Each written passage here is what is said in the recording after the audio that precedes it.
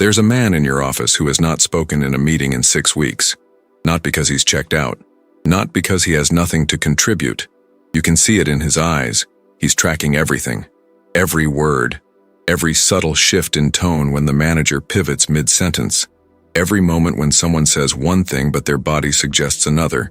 He's there, fully present. He just isn't participating in the performance. And if you've been paying attention, you've noticed something else. The room behaves differently when he's in it. People are slightly more careful, slightly more precise, slightly less willing to bullshit at volume, because they can feel his attention on them even when his mouth is closed. They don't know what he's thinking, which means they can't predict what he's planning, which means he has become the single most unpredictable variable in a system that runs on predictability. That man is not weak. That man is not disengaged. That man has learned something that Niccolò Machiavelli spent his entire political career trying to teach the men who would listen. Silence is not the absence of power. Silence is the concealment of it. And concealment, in a world where everyone is broadcasting their position, their intentions, their capabilities at full volume all day long, is the rarest and most threatening form of strategic advantage a man can possess. Machiavelli wrote The Prince for a world of constant visible maneuvering, courts full of ambitious men, all of them talking, all of them posturing, all of them trying to demonstrate their intelligence, their loyalty, their indispensability. And what he observed in that circus of performed competence was that the men who survived the longest were not the loudest. They were the ones who understood that information flows in one direction only when you open your mouth, outward. The man who speaks reveals. The man who listens accumulates. And the man who has been listening while everyone else has been performing has built an informational advantage so profound that by the time he moves, the room has no effective defense. This is not about being shy. This is not about social anxiety or conflict avoidance or any of the soft diagnoses the culture uses to pathologize silence. This is about the deliberate, strategic withholding of your position until you have enough information to make the move that counts. The world is terrified of the silent man because the world has built its entire operating system around the assumption that people will talk, that they will reveal, that they will give themselves away in the need to be seen, to be heard, to be validated, to have their position registered and acknowledged by the group. The silent man opts out of that economy entirely. He is not playing the game everyone else is playing. He is playing a different game, on a longer timeline with better information. Tell me what city you're watching from. I want to see the map of men who are finally understanding that the microphone has been a trap this entire time. When Machiavelli analyzed power, he did not start with force. He started with perception. The prince who is actually strong but appears weak will be attacked. The prince who is actually weak but appears strong will be avoided. Reality matters less than the management of what others believe about reality.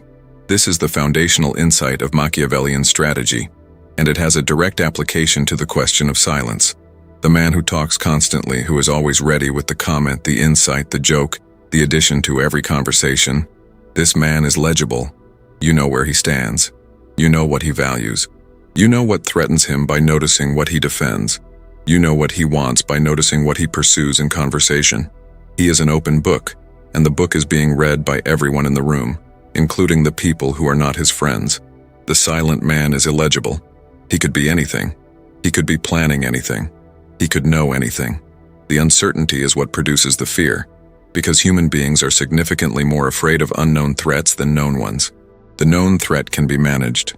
The unknown threat activates a different part of the nervous system entirely. The part that scans for predators in the dark, that doesn't relax until the shape reveals itself. The silent man never reveals the shape. He lets you guess. And your guess, formed in the absence of information, will almost always be more threatening than the reality, because the mind fills uncertainty with the worst case by default. This is not manipulation. This is simply refusing to do the work of making yourself harmless for other people's comfort. The talking man is doing that work constantly. Every joke he makes is a signal. I am not a threat. Every self-deprecating comment. I know my place. Every loud agreement with the consensus. I am one of you. He is spending enormous energy continuously to maintain his position as a known, safe, manageable quantity. The silent man declines to spend that energy. He lets the discomfort sit, and the discomfort over time compounds into something the room cannot ignore. Machiavelli had a specific term for the man who governed through the management of appearances rather than the demonstration of force. He called him the fox. The lion, in Machiavelli's framework, is all strength, visible, direct, overwhelming. The lion wins by being stronger than the threat, but the lion is also predictable. You know what the lion will do. You can plan around the lion. The fox wins differently. The fox wins by being unpredictable, by moving in ways that don't announce themselves, by understanding the terrain better than the opposition understands it. The fox does not need to be the strongest. The fox needs to be the least understood. And the tool the fox uses to remain misunderstood is the refusal to explain himself. Every time you explain yourself, you are handing the other party a map of your interior. You are telling them what you value, what you fear, what you are willing to compromise on, what you will defend at all costs. You are giving them the information they need to predict your next move, to counter it, to box you in. The man who has spent the last 5 years explaining himself in every interaction has built an extraordinarily detailed file on himself in the minds of everyone around him. They know him, which means they know how to manage him, which means he has lost the game before he realizes he's playing it. The silent man has no file. He is a blank surface. The projections that people form about him are based on nothing, which means they are based on everything. Their own fears, their own insecurities, their own assumptions about what a quiet man must be thinking. And those assumptions, formed in the absence of data, are almost always more favorable to the silent man than the reality of what a talking man actually reveals. Because the talking man reveals his limitations. He reveals his neediness. He reveals the specific shape of his ego, and the specific location of his wounds, and the specific things he is desperate for the room to believe about him. All of that is information the room will use the moment it becomes useful to use it. Here's a test that will tell you exactly where you stand. Think about the last 5 conversations you had at work or in social settings where there was some kind of stakes. A decision being made, a position being taken, a conflict being managed. In how many of those conversations did you speak first? In how many did you speak the most? If the answer is more than one, you are leaking. You are giving away your position before you have the full picture of what everyone else is holding. You are making yourself legible while everyone else is still deciding whether to show their hand. And the person in that conversation who spoke last, who said the least, who seemed to be simply listening while you and everyone else filled the room with your positions, that person left the conversation with more power than they entered it with. Not because they dominated, because they gathered. They now know what you think. You do not know what they think. The asymmetry is complete. Machiavelli's advice to the prince was never about being loved. It was about being effective. And effectiveness, in a world of competing interests, requires information advantage. The prince who knows what his rivals are planning can counter them before they move. The prince who does not know is reacting, which means he is behind, which means he is losing. The question is how you gather information without giving it away in return. The answer is you stop participating in the information exchange the way everyone else is participating. You listen. You observe. You notice what people say when they think their words are safe, when they think the room is on their side, when they think there are no consequences because everyone is agreeing and the consensus is comfortable. That's when people reveal the most. That's when the guard comes down. That's when the talking man tells you exactly what he's afraid of, exactly what he wants, exactly what he'll do if he feels threatened. And the silent man, the man who has spent the entire meeting simply paying attention, now has a file. He has leverage.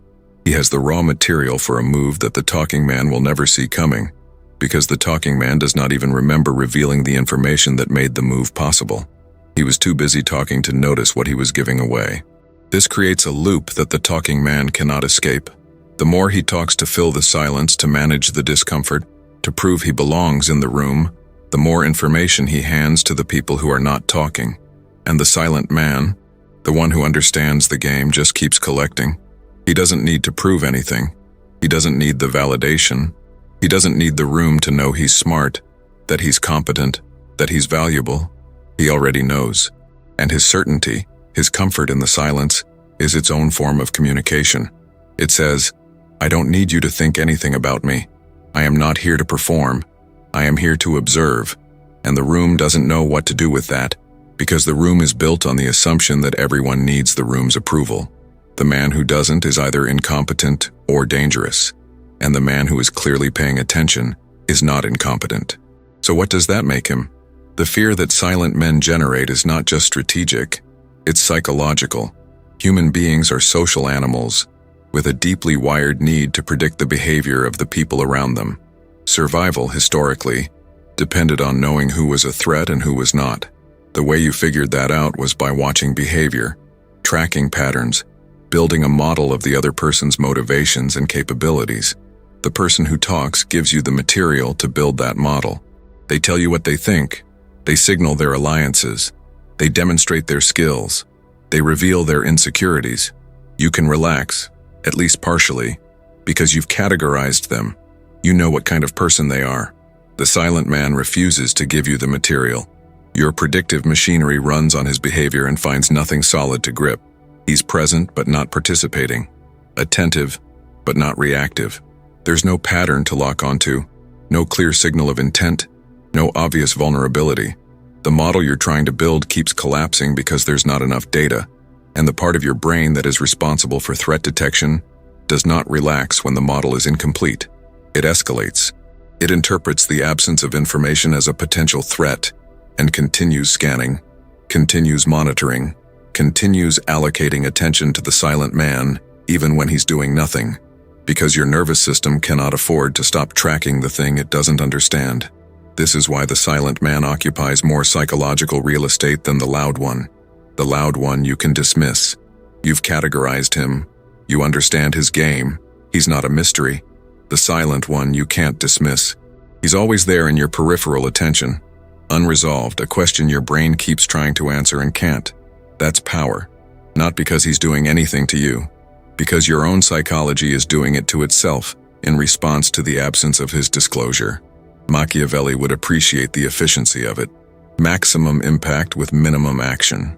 The loud man spends enormous energy trying to dominate the room, trying to be heard, trying to establish his position. The silent man does nothing and achieves more because the room is doing the work for him. The room is interpreting, speculating, adjusting its behavior based on what it imagines he might be thinking. He's not even making claims, and the room is already reacting to him. That's leverage. That's the fox-like intelligence Machiavelli described. The ability to win without fighting by simply understanding what the room needs and refusing to provide it. What the room needs is certainty. The silent man withholds it, and the withholding is the move. Now let's address the objection that always comes up when this topic arrives. The claim that silence is passivity, that the silent man is not powerful, but avoidant, that he's not strategic, but scared. This misreading is so common and so wrong that it deserves direct attention. Silence is passive when it comes from a man who is too afraid to speak. Silence is strategic when it comes from a man who has something to say and chooses not to say it because saying it is not currently in his interest. The difference is not in the behavior. The behavior looks identical from the outside. The difference is in the interior. The passive man is silent because he has no other option. The strategic man is silent because he has chosen it from a position of strength. How do you tell the difference? You watch what happens when the silent man decides to speak.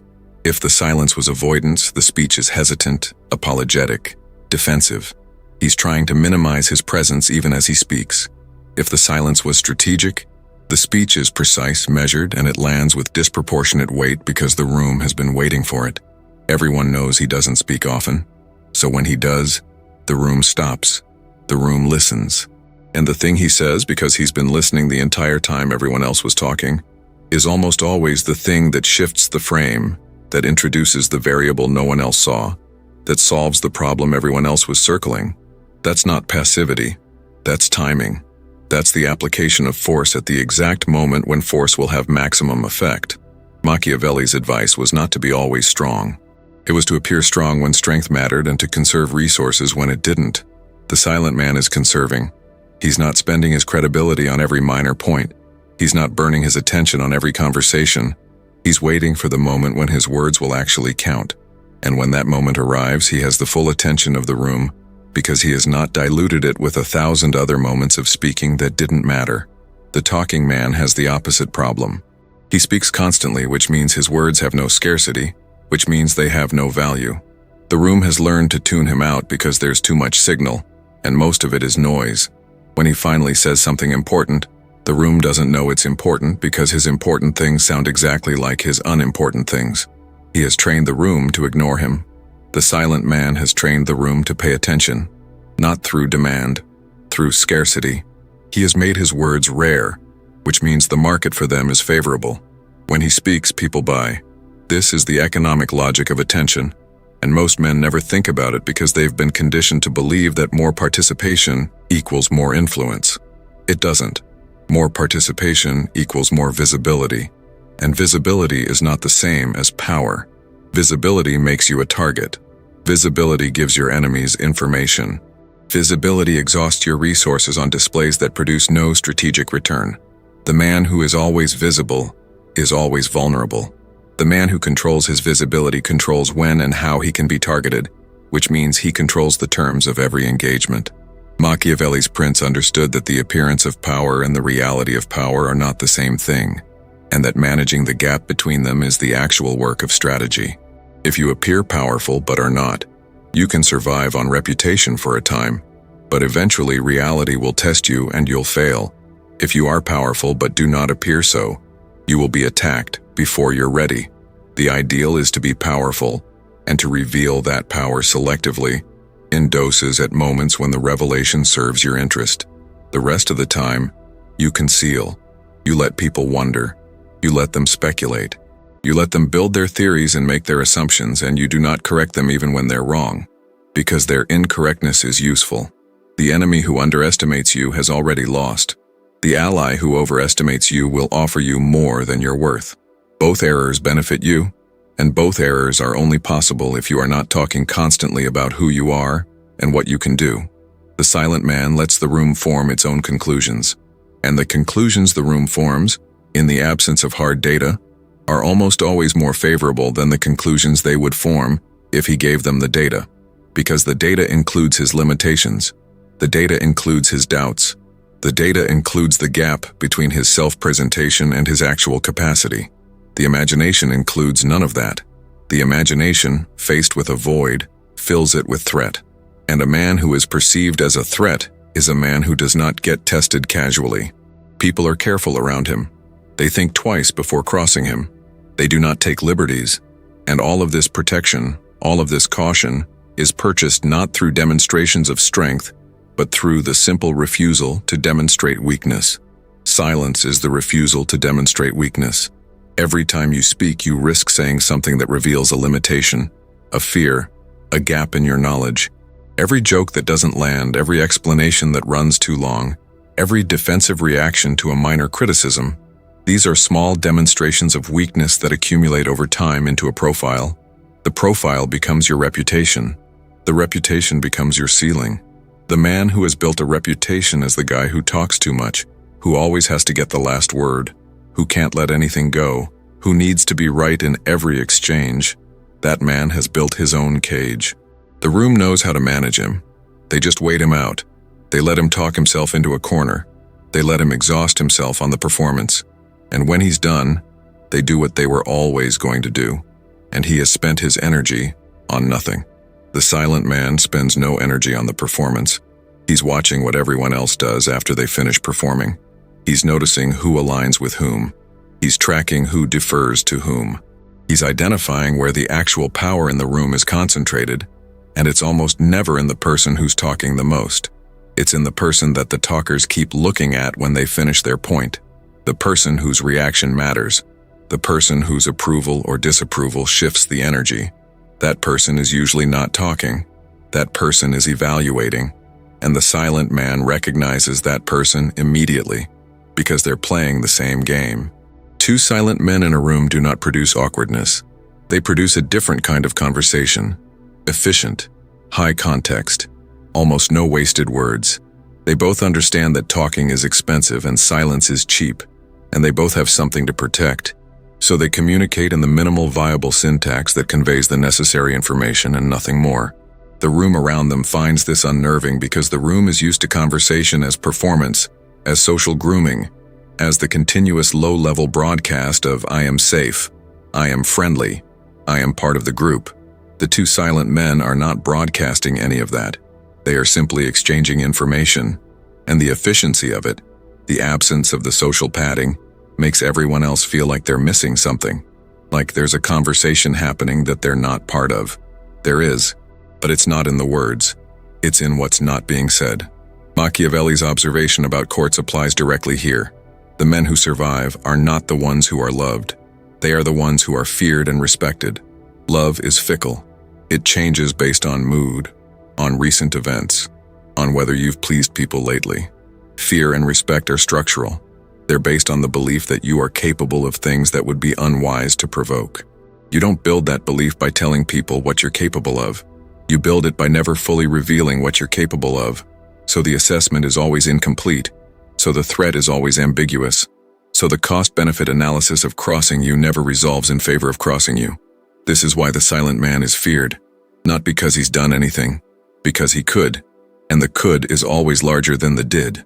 Let's go deeper into the mechanics because understanding the theory is not enough if you can't apply it. The strategic use of silence is not the same as never speaking. The man who never speaks is invisible, and invisibility has its own problems. You don't get opportunities if no one knows you exist. You don't get respect if you're not in the game. The silent man is in the game. He's just playing it differently. He speaks when speaking serves him, and he's silent when silence serves him. And the difference between those two modes is determined by a calculation that most men never make because they're on autopilot. The calculation is simple. Before you speak, ask, does saying this give me something I don't currently have, or does it cost me something I currently have? If it gives you something, information, credibility, a shift in the room's perception that benefits you, speak. If it costs you something, if it reveals a position you'd rather keep private, if it invites a conflict you're not ready for, if it uses credibility on a point that doesn't matter, stay silent. Most men never ask the question. They speak because speaking is the default, because the silence feels uncomfortable, because they've been conditioned to believe that participation equals presence. The strategic man has broken that conditioning. He's comfortable in silence. He's comfortable being misunderstood. He's comfortable with the room not knowing what he's thinking. Because all of that discomfort the room feels, that's information flowing toward him and not away from him. That's an advantage. Here's a specific application. You're in a meeting. Someone proposes an idea that you immediately recognize as flawed. The instinct, if you've been trained into the performance mode, is to speak up, to demonstrate your intelligence by identifying the flaw, to add value by correcting the error. This is a trap, because the moment you speak, you've revealed your position. Everyone now knows what you think about the idea.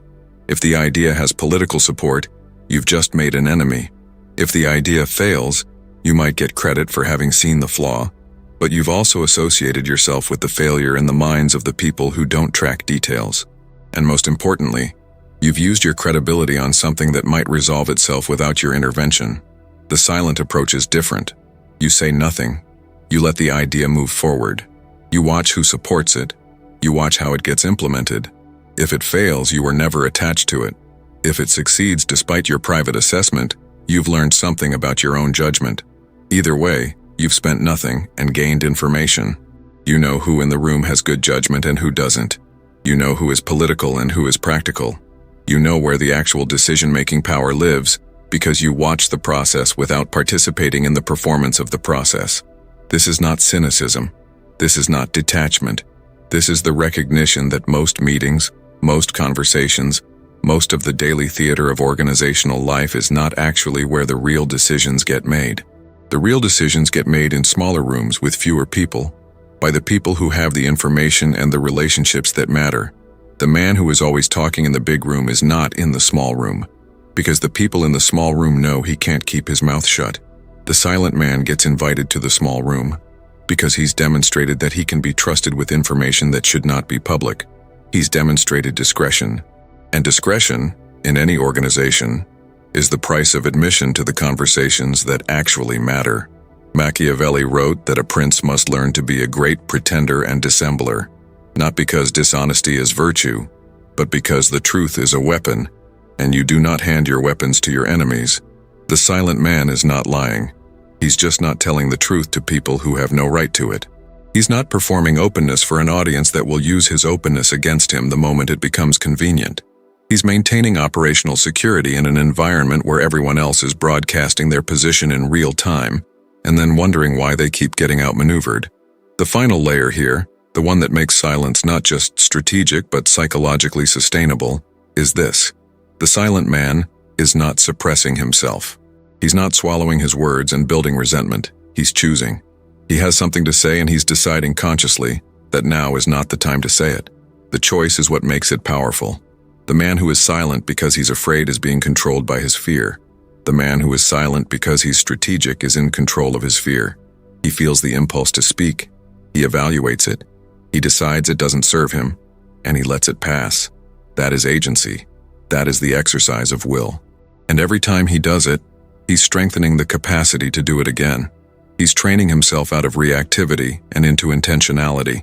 He's becoming less predictable to others and more predictable to himself. This is the internal work that makes the external strategy possible. Because if you can't manage your own need for validation, your own need to be heard, your own need to correct every wrong statement and win every argument, then silence will feel like punishment. It will feel like you're losing. And you'll break. You'll speak when you shouldn't because the pressure of not speaking is greater than your strategic commitment. The man who has done the internal work does not feel that pressure. He's detached from the outcome of being understood. He's detached from the need for the room to know how smart he is. He's operating from a different center entirely, and that center is not located in other people's perception of him. It's located in his own assessment of his own position. And as long as his assessment is favorable, the room's assessment is irrelevant. Machiavelli's prince did not govern by consensus. He governed by calculation. The prince who needed to be loved made decisions that pleased people in the short term and destroyed him in the long term. The prince who needed to be effective made decisions that were unpopular, that were misunderstood, that generated resistance, but that secured his position and advanced his interest. The silent man operates on the same logic. He is not here to be liked. He is not here to be understood. He is here to be effective. And effectiveness, in a world where everyone else is optimizing for short-term social approval, is a structural advantage so profound that it compensates for almost every other disadvantage you might have. You don't need to be the smartest. You don't need to be the most credentialed. You don't need to be the most connected. If you are the most disciplined, the most patient, the most comfortable in the silence while everyone else is panicking to fill it, you will outlast all of them. You will gather information they give away for free. You will make moves they never see coming because they've been too busy performing to notice you were watching. And when you move, when you finally speak, when you finally reveal the position you've been holding in silence for however long it took to build the advantage, the room will not know what hit them because they thought you were nothing. They thought you were passive. They thought you were absent. You were gathering. You were preparing. You were waiting for the exact moment when your words would matter most. That moment is not now. That moment is not most of the time. That moment is rare, but when it comes, the silent man is ready. He has not wasted his credibility. He has not exhausted the room's attention. He has not revealed his hand. He is holding all the leverage. And everyone who spent the last 6 weeks talking, performing, explaining themselves, proving themselves, has nothing left. They've already shown everything. The silent man shows it once, and once is enough. The world is terrified of the silent man because the world has built its entire system around the assumption that people will talk, that they will confess, that they will reveal, that they will participate in the mutual disarmament of everyone explaining themselves to everyone else. The silent man refuses the disarmament. He keeps his weapons concealed. He keeps his position private. He keeps his intentions ambiguous. And the ambiguity is the threat. The room cannot prepare for what it cannot predict. The room cannot counter what it cannot see. The silent man is the only man in the room whose next move is a genuine unknown. And the unknown, in a game of strategy, is the only position that cannot be neutralized in advance. Machiavelli wrote that it is better to be feared than loved if you cannot be both, but it is better still to be unknown than either. Because fear can be managed. Love can be weaponized, but the unknown man cannot be managed or weaponized because no one has the information to attempt it. He has made himself illegible. He has made himself unmodelable. He has made himself a problem that the room cannot solve without more data, and he is not giving them the data. That's power, not because he's doing anything, because they can't stop thinking about what he might do. If you recognize this pattern in your own life, if you've been the talking man and you're starting to see the cost, drop this in the comments. I reclaim my silence. Then subscribe, because the next video is about the men who tried to use silence as a weapon and got destroyed because they confused silence with absence. There's a difference between the fox and the ghost always loses. You'll want to know which one you're becoming before the room decides for you.